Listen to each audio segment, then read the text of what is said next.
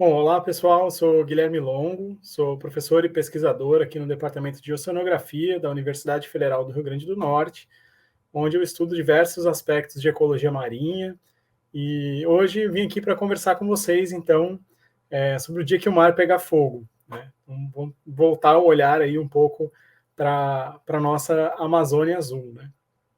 Bom, a gente vive esse ambiente, esse momento, na verdade, né, de diversos ecossistemas no Brasil, em mais de 6 estados brasileiros em chamas, né? A gente está perdendo muito das nossas matas nativas, da nossa biodiversidade, tem derrubado muita floresta, né?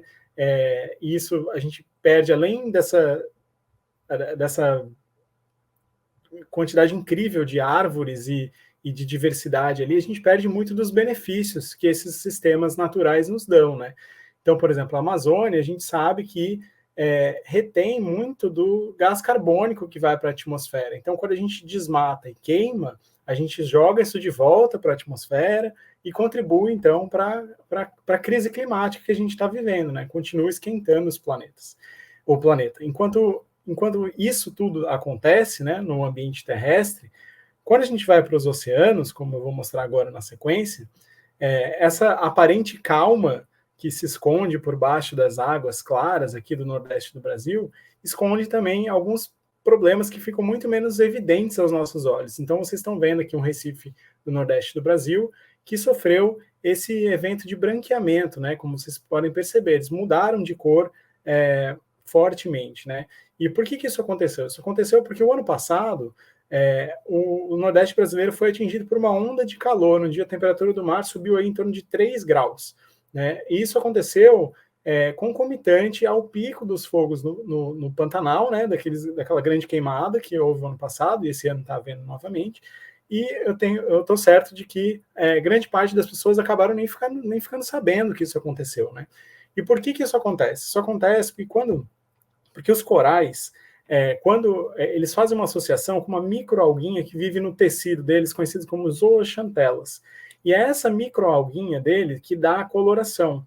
Então, quando você vê aquela imagem que ele está lá todo alaranjado, né, porque ele está cheio de zooxantelas. Quando fica muito quente, o coral expulsa essas algas do tecido e, com isso, o tecido dele fica transparente e a gente consegue ver através do tecido dele e ver o esqueleto branco. Por isso que fica aquela cor completamente diferente de um Recife saudável. E qual que é o grande problema, né, de ter um ambiente daquele totalmente branqueado? Porque quando a gente tem um ambiente saudável, com corais saudáveis, a gente tem muitos peixes associados, muita biodiversidade associada. E com isso, muitos benefícios. Quando a gente tem corais branqueados, a gente tem muito menos benefícios, muito menos biodiversidade, e a gente tem uma chance muito alta desses corais morrerem. E os corais são os grandes formadores de recife, né? Então, antes da gente começar a entender o porquê que é ruim que o coral branqueia e que o coral desapareça, né? É interessante a gente pensar o que é um recife. E para falar sobre o que é um recife, eu gosto sempre de voltar lá para a floresta, né? Voltar lá para a Amazônia, porque a Amazônia ela tá de maneira muito mais forte no nosso imaginário, né? Então, quando eu falo em floresta, sua cabeça consegue viajar para lá. Então, aproveitando um pouco disso, vamos fazer um exercício aqui de imaginar que a gente consegue voar. Imagina que você consegue voar em cima dessa floresta. E aí você olha para baixo, você vê esse monte de árvores, e você consegue entender que o que dá estrutura para a floresta são essas árvores. E que embaixo dessas árvores você tem uma imensidão de animais e outras plantas vivendo. Então você tem aves, tem mamíferos, tem répteis, tudo vivendo embaixo dessas árvores. E que quando você derruba essas árvores ou queima, você perde também essa diversidade toda. Agora vamos mergulhar num recife. Vamos flutuar sobre um recife, olhar para baixo, e aí o que você está vendo é uma imensidão de corais, né? E quando você olha para baixo, você vê esse monte de coral colorido, parece um monte de pedrinha colorida, mas eles são como as árvores, eles estão dando estrutura para esse recife. Né? Eles estão dando complexidade, e com isso abrigam uma diversidade muito alta de organismos. E com essa diversidade vem associado aí, obviamente, bastante benefícios para a gente. E por que a complexidade é importante? Né? Olha essa imagem, que maravilha. Isso aqui é um recife lá nas Ilhas Fiji. Então, imagina que você é um peixinho nadando no oceano, num banco de areia, e de repente você se depara com isso aqui. Essa complexidade, que você vê um coral em cima do outro. Né?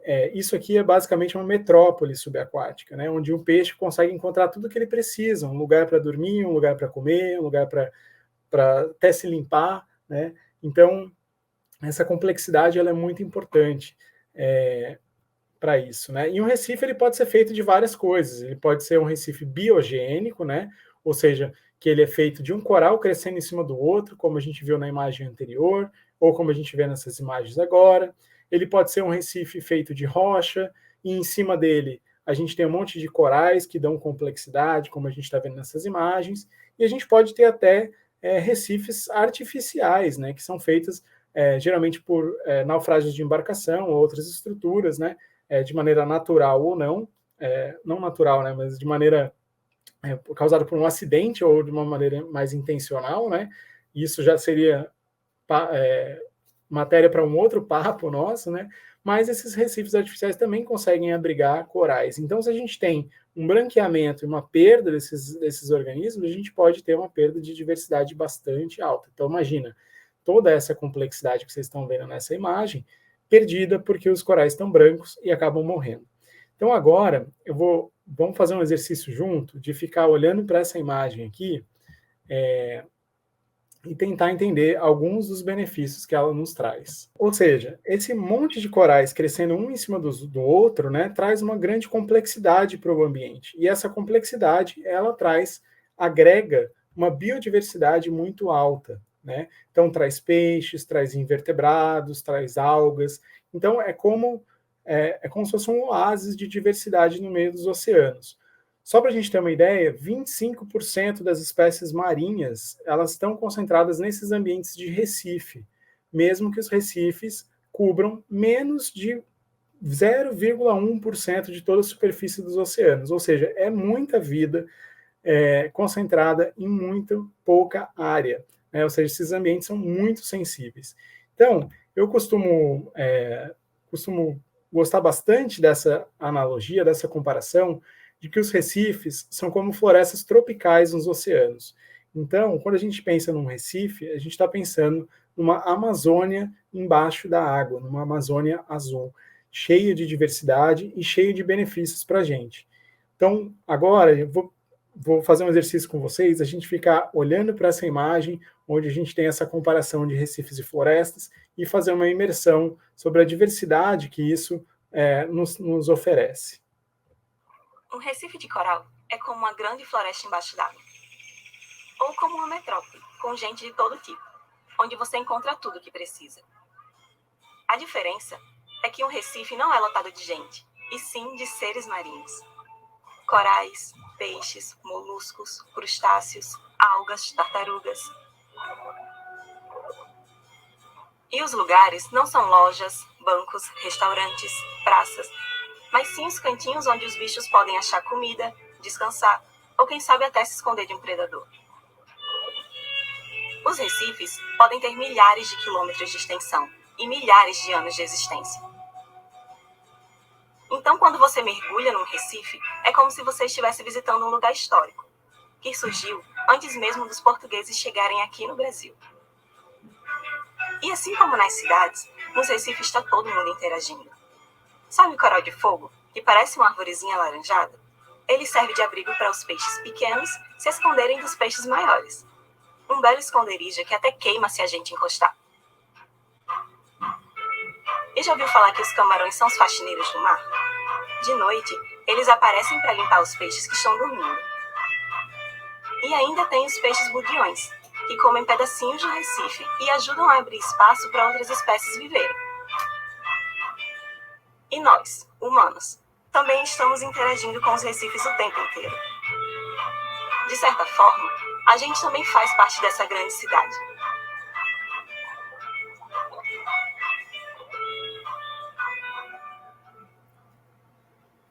Eu gosto sempre de pensar que a gente fica olhando essas coisas da natureza e fica extremamente encantado, e às vezes a gente se afasta um pouco e esquece o quanto que a gente faz parte disso, né? E o quanto que a gente pode ter impactos sobre isso, tanto impactos positivos quanto impactos negativos, né? Então, se a gente for pensar nos benefícios que que esses ecossistemas naturais nos trazem, né, tanto as florestas quanto os recifes, né, a gente pode pensar em vários, né, tanto relacionados a clima, a chuva e ao uso direto também, né, como quando a gente pesca, quando a gente obtém faz turismo nessas áreas, né? Então, se a gente for pensar no turismo aqui no Nordeste do Brasil, por exemplo, essa é uma imagem aqui do Rio Grande do Norte, isso movimenta muitas pessoas, né, em torno desses ambientes.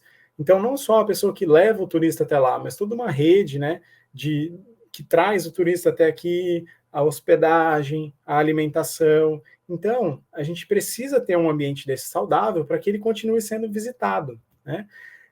A gente tem um turismo de mergulho, por exemplo, né? Isso aqui é lá em Fernando de Noronha, por exemplo, o mergulho movimenta muitas empresas por lá, muito dinheiro também. Então, isso depende necessariamente de ter um ambiente saudável. Ninguém quer pagar para visitar um ambiente que não está saudável. Então, esse é um benefício simplesmente pelo fato de estar saudável e que os ecossistemas recifais nos oferecem. E, obviamente, a pesca, né?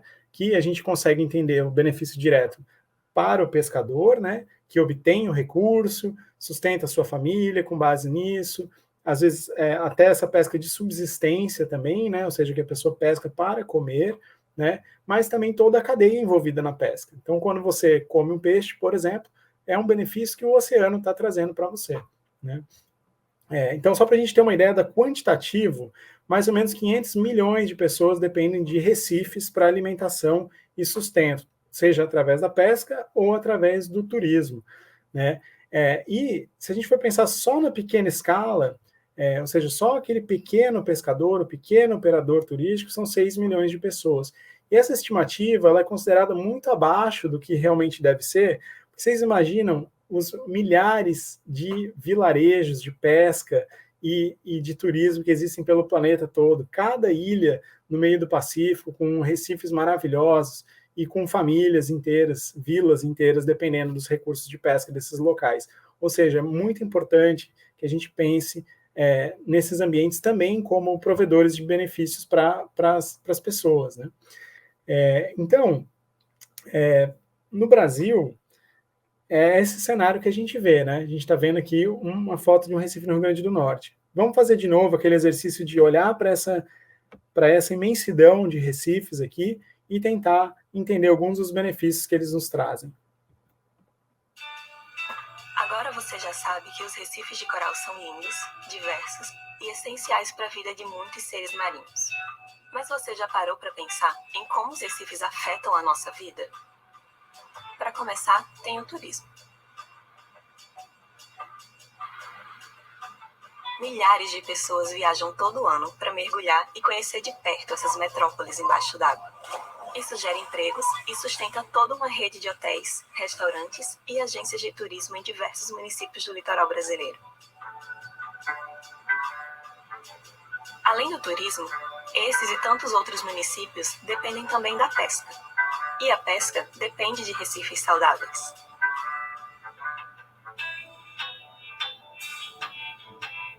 Quando você come um peixe, um polvo ou uma lagosta fresquinha, esse bicho provavelmente passou por um recife de coral antes de chegar no seu prato. Porque lembra, os recifes servem de berçário e casa para muitas espécies. Então eles acabam sendo uma fonte de comida para a gente e uma fonte de renda para pescadores e empresários dos mais diversos ramos. Tem outro serviço muito importante que os recifes oferecem para a gente: a proteção das praias. Os recifes podem se estender por milhares de quilômetros. Assim, eles funcionam como uma espécie de muralha embaixo d'água e ajudam a conter o avanço da água sobre as cidades costeiras quando o mar está muito agitado. A importância dos recifes não para por aí. Já imaginou que o segredo para a cura de doenças ou o ingrediente do próximo creme da juventude pode estar logo ali, embaixo d'água? Os recifes abrigam muitas substâncias que podem ser utilizadas como medicamentos e cosméticos. Os recifes de coral fazem muito pela gente e pelo planeta. Para aproveitarmos tantos benefícios, tudo que a gente tem que fazer em troca é protegê-los.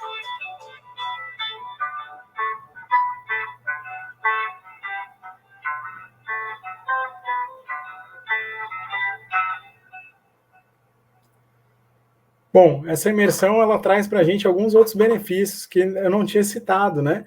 Então, se a gente pensar na proteção costeira, no quanto isso é importante, a gente está vendo o nível do mar aumentando mais rapidamente do que aumentou desde 1900, né?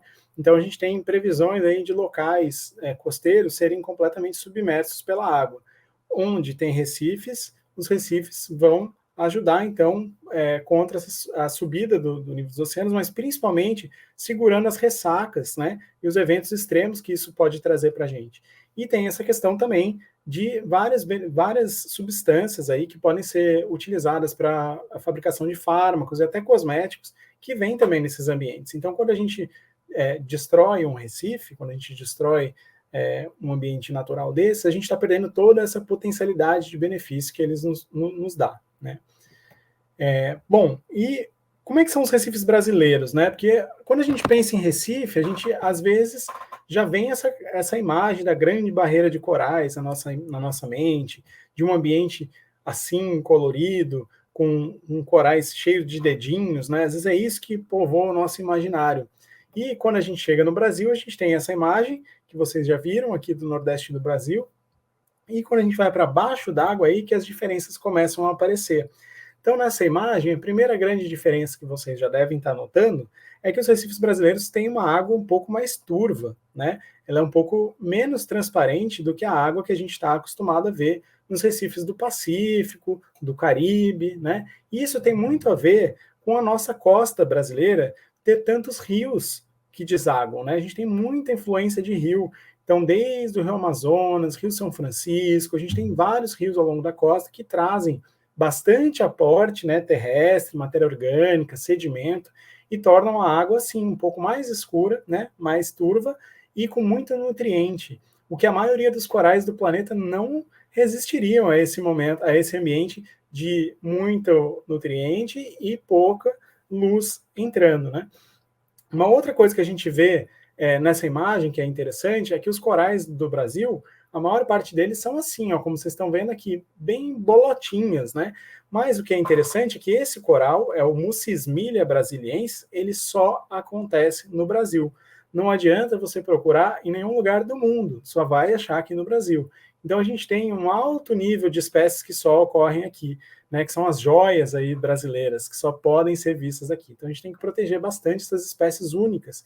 Perder essas espécies significa perder uma espécie para sempre, né, o que a gente não quer que aconteça. Vamos para uma coisa que parece um pouquinho mais complicada, mas vou mostrar que não é. O que vocês estão vendo aí é um mapa da diversidade marinha no planeta.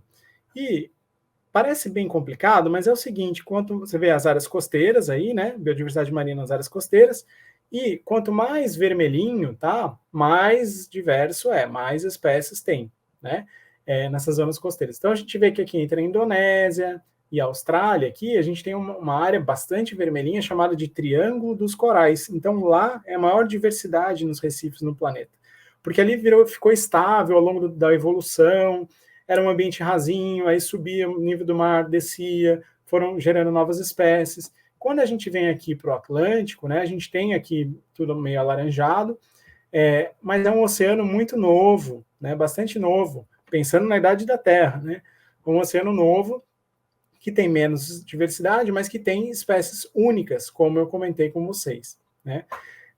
Ou seja, quando eu comparo lá o Indo-Pacífico, que é o Triângulo dos Corais, com o Caribe e o Brasil, aqui o Atlântico Sul, né? O que a gente vê? A gente vê que lá no Indo-Pacífico, os corais eles gostam do rasinho, onde entra bastante luz, né? Tem uma diversidade alta, mas eles não vão mais profundo. Aqui no Caribe, você tem uma diversidade mais alta aqui no Brasil, mas os corais têm menos do que tem lá no Pacífico, e eles vão lá profundo. E aí, quando você chega aqui no Brasil, que é esse terceiro quadradinho aqui, você já vê que até a caixinha está mais turva, né?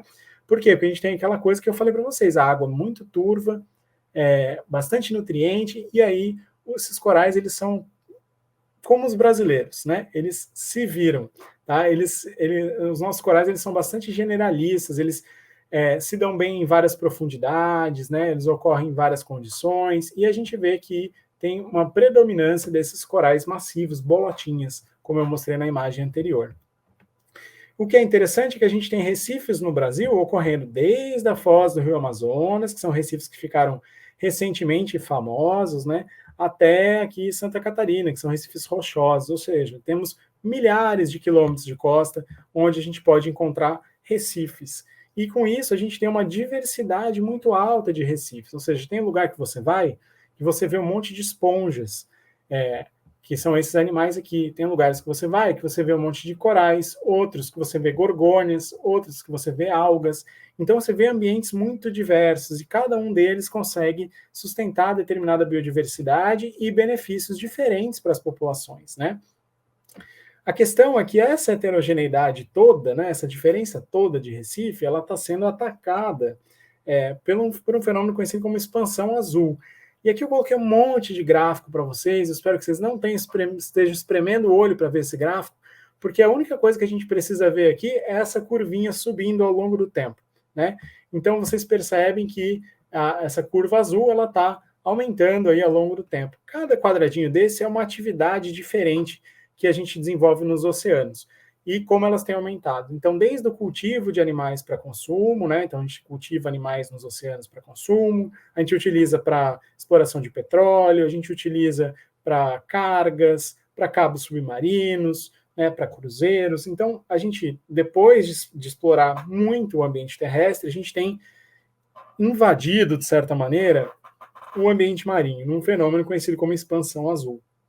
E o resultado dessa expansão toda é justamente o surgimento de diversas ameaças, né?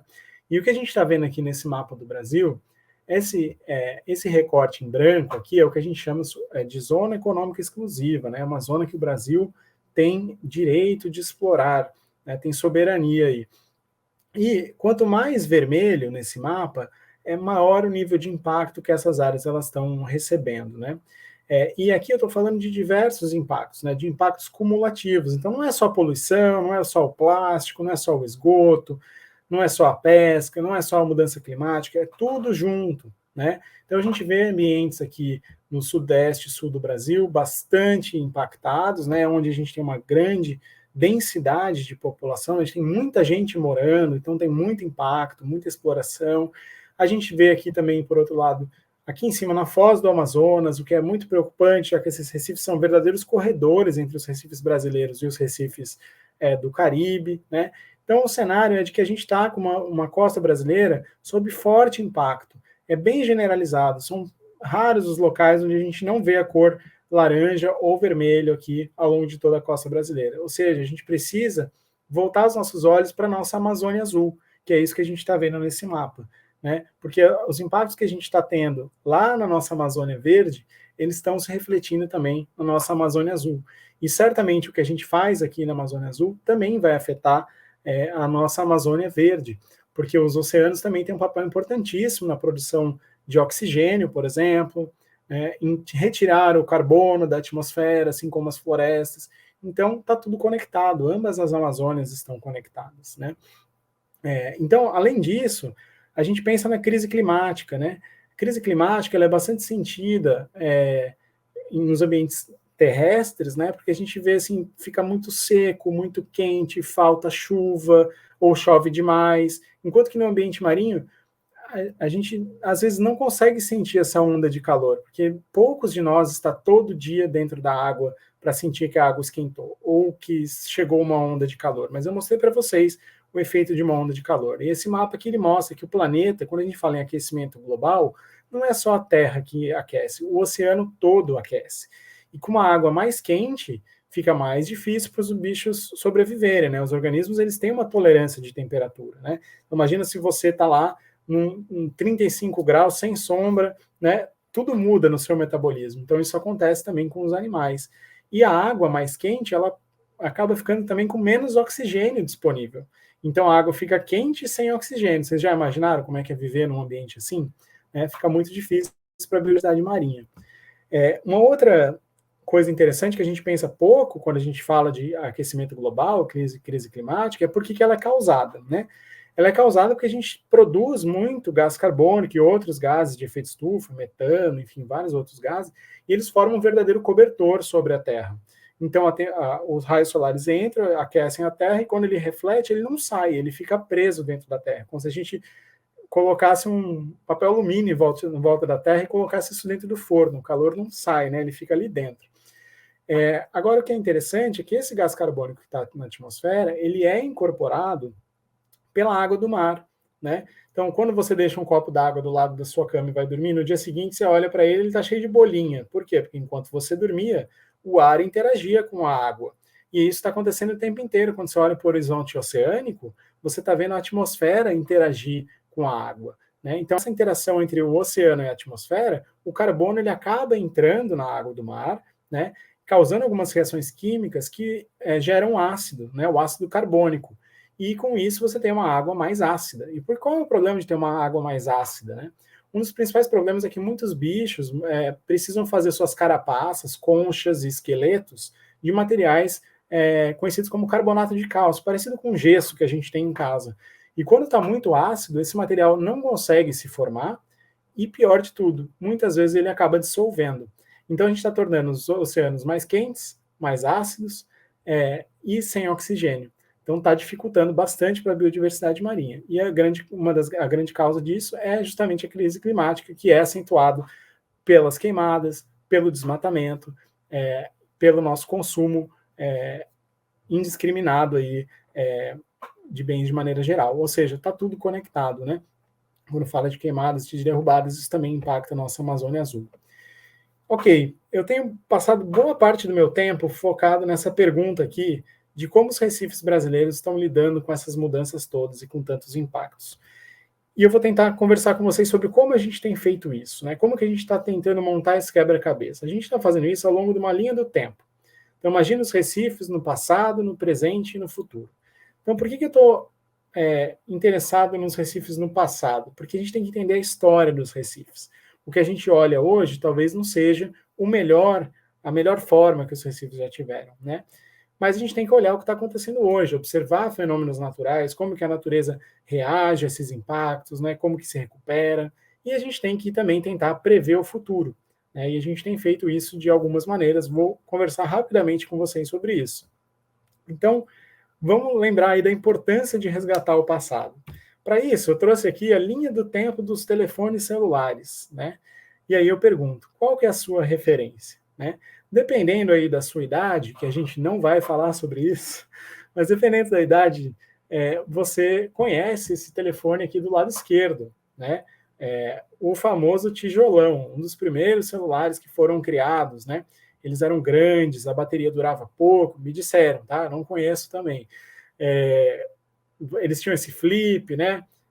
Tinha uma anteninha, teclado. Agora, mais recentemente, a gente conhece os telefones celulares como um smartphone, que ele é apenas uma tela e você faz tudo ali no touch, às vezes tem poucos ou nenhum botão, né?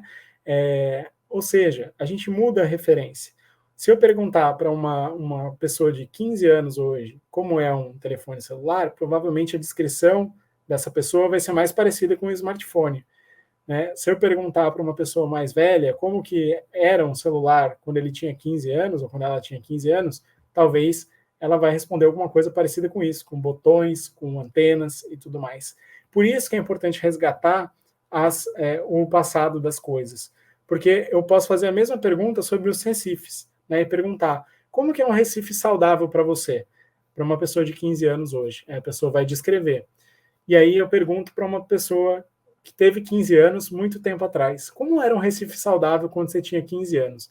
E aí essa descrição da saúde do Recife, ela certamente vai mudar. Então, recuperar esse passado é importante porque provavelmente 50, 60, centenas de anos atrás, os recifes estavam numa condição de saúde melhor. E é lá que a gente tem que mirar, né, em um ambiente mais saudável, porque quanto mais saudável, mais biodiversidade, mais benefícios. Então, como a gente faz isso? A gente vai lá e pergunta para quem esteve lá e viu a história acontecer. Então, por exemplo, pescadores. Então, a gente conversou com pescadores na costa brasileira inteira e perguntou, quando que você pegou mais peixe na sua vida? Quando que você pegou os maiores peixes na sua vida? E o resultado dessas perguntas mostra o seguinte, que a maior parte dos pescadores diziam que no passado eles pescavam muitos peixes e muitos peixes grandes. Que quando eles tiveram os primeiros filhos deles, os peixes já estavam um pouquinho menores e já eram um pouco menos. E que agora, quando os filhos deles se tornaram pescadores, tem um cenário de muito menos peixe e peixes muito pequenos. Então, o que a gente vê hoje, o que a gente come hoje enquanto pesca, o que a gente consome, já é muito diferente do que se consumia 50, 60 anos atrás. Então, além da abundância, que é fácil de entender, né, o problema de ter menos peixes, por que é um problema ter peixes menores? Porque quanto maior o peixe, mais filhotes ele consegue colocar no mar, ou seja, mais peixinhos ele coloca no mar. Então, se a gente está fazendo com que os peixes encolham, né, eles vão se reproduzir mais cedo e deixar menos filhotes aí nos oceanos. Isso é um problema grave. Uma outra forma que a gente tem utilizado para recuperar o passado dos recifes é olhar para cartas náuticas, né? Que na verdade, navegadores que passavam pelo Brasil e desenhavam, né, onde estavam os recifes. Isso aqui é uma carta náutica feita por um navegador francês em 1861, na região dos Abrolhos, no sul da Bahia. E a gente vê todo esse contorno marrom aqui, é onde tinham áreas de recife. Então a gente consegue pegar essa carta náutica, né, que é uma espécie de mapa onde a gente tem profundidade e tem que tipo de fundo está em cada região. Eu consigo pegar isso e comparar com as imagens de satélite atuais, né, com bastante resolução. E o resultado tem sido ruim, porque ele tem mostrado uma redução entre 20% e 40% na área de Recife. Ou seja, a gente perdeu entre 20% e 40% dos recifes. Isso é o equivalente a dizer, lembra que a gente fez aquela paralela entre florestas e recifes? Então é o equivalente a dizer que a gente desmatou, né, cerca de 20% ou 40% dos recifes que a gente tinha nessa região. Ou seja, a gente está desmatando a floresta e está desmatando, entre aspas, os recifes. Está perdendo muito área de recife, área de floresta e área de recife. Ou seja, perdendo área desses ecossistemas tão importantes para a gente. Né? Isso é bastante preocupante. Por que a gente perdeu essa área? Porque, bom, historicamente a gente utilizou corais, como vocês estão vendo aqui nessa imagem, né, para construção. Olha aqui um coral sendo utilizado como blocos. Né? Lembra que eu falei que eles fazem esqueletos de carbonato de cálcio, de gesso. Então, eles eram utilizados diretos como tijolo, né, basicamente, ou para explorar cal mesmo. Né? E uma outra causa seria justamente pelo mau uso da terra que a gente faz nas regiões costeiras, nas beiras de rio, por exemplo. Isso aqui é um rio naquela região da Carta Náutica, e se você for olhar aqui, ó, grande parte da vegetação nativa aqui já foi desmatada, né, para a agricultura, e boa parte do manguezal também, que é esse ecossistema tão importante em filtrar, né, tanto dessa matéria orgânica que vem do continente, ele já foi bastante degradado, ou seja, o que a gente faz na Terra afeta os oceanos, porque acaba chegando muito mais nutriente, muito mais sedimento, e literalmente soterra os recifes. Então a gente perdeu áreas recifais provavelmente por conta desses dois fatores, a exploração direta e o mau uso da terra de áreas costeiras, aumentando o aporte de sedimentação. Né? Então é muito importante a gente pensar sobre isso. Então vamos agora entrar lá, olhar lá para o futuro. O que a gente tem previsto para o futuro? Bom, se você olhar para um Recife tropical hoje, num lugar quentinho, você vai ver corais, vai ver peixes herbívoros, né, vivendo por lá. Mas o futuro, ele pode, porque depende da gente, nos reservar transformações drásticas, como essa. Então, no futuro, esse mesmo Recife pode deixar de ter corais e ter muito menos peixes herbívoros e ser, na verdade, dominado por algas. A gente não tem nada contra algas, mas quando o ambiente ele é dominado por uma coisa só, a gente perde diversidade e perde muitos dos benefícios. Quando a gente olha para recifes extratropicais, ou seja, de São Paulo para baixo, que estão fora dos trópicos, hoje a gente vê muitas algas. Né? E o que a gente espera ver no futuro? A gente espera que no futuro esses ambientes eles fiquem mais favoráveis para a chegada de corais e para a chegada de peixes que hoje só acontecem nas regiões quentinhas. Ou seja, essa região mais fria vai esquentar e ficar agradável para que esses organismos ocorram lá. Aí você pode falar, poxa, que legal, vai mudar, vai ter um monte de coral em São Paulo e em Santa Catarina, que bacana. Mas, na verdade, isso depende de várias coisas. Depende de ter populações saudáveis para mandar seus filhotes para lá, de certa forma. Depende de ter condições locais boas para que essas populações cheguem e realmente se estabeleçam, né? E, de certa forma, vão impactar certamente esses ambientes, porque hoje os recifes de Santa Catarina e de São Paulo, eles já funcionam de certa maneira e eles já trazem benefícios de certa maneira específica. Com a chegada dessas novas espécies, né, as coisas podem mudar bastante e nada garante que essa mudança vai ser para melhor. Ou seja, a gente prevê mudanças drásticas, tanto nos trópicos, num lugar quentinho, quanto fora dos trópicos, num lugar mais frio. Por que isso vai acontecer? Isso vai acontecer principalmente através de uma degradação das teias alimentares. Então, quando a gente olha aqui do lado esquerdo, a gente vê uma teia alimentar, né? Quando a gente vê um grande predador, um tubarão, comendo os peixinhos menores, que comem os peixinhos menores, que comem algas, né? E isso funciona de uma maneira muito equilibrada. À medida que você vai perdendo determinados peixes, né? Porque a gente pescou tudo, então lembra, os pescadores falaram que a gente agora só tem peixe pequeno, a gente já tem uma degradação dessa teia alimentar, e à medida que a gente perde, a gente vai tendo um sistema muito simples e que funciona muito pouco eficientemente. Então a gente perde eficiência, né? Eu volto na teia alimentar porque essa é uma forma da gente entender o ecossistema natural como um motor, né? Que leva energia, matéria de um lado para o outro. Quando isso perde eficiência, a gente perde também benefícios. Então, a gente está olhando para um cenário de possibilidade de transformação na escala de paisagem mesmo, submarina, né? Então, a gente está... outros experimentos que a gente fez mostram que a gente pode perder ambientes complexos, como esse aqui desse lado esquerdo, cheio de peixinhos, para um ambiente que vire um tapete, um verdadeiro tapete de um organismo só, vazio, sem peixes. Então, a gente pode perder muita diversidade, certamente vai perder muitos dos benefícios, né? Embora ainda seja bonito, um ambiente diverso e complexo como esse é muito mais bonito e nos traz muito mais benefícios. Ok, eu sei que eu estou trazendo algumas notícias aí que parecem muito ruins, então vamos olhar para o presente e tentar ter algum sopro de esperança. No começo dessa nossa conversa, eu mostrei para vocês esse cenário de branqueamento, né? Os corais todos brancos por causa da onda de calor. Essa onda de calor foi embora, e o que aconteceu foi que a maior parte dos corais dominantes, ou seja, 95% dos corais mais abundantes nesse lugar, conseguiram se recuperar. Então, a gente tem, ao mesmo tempo que uma grande fragilidade, a gente tem também uma grande capacidade de resistência e de se recuperar, né? Isso aconteceu para as espécies mais comuns. Algumas espécies mais raras, infelizmente, não conseguiram resistir a esse evento tão drástico, né? Tiveram uma redução muito forte nas populações, diminuíram muito de abundância, talvez até desapareceram de alguns lugares. Então, é importante a gente olhar tanto para essa fragilidade, mas também para essa capacidade de recuperação.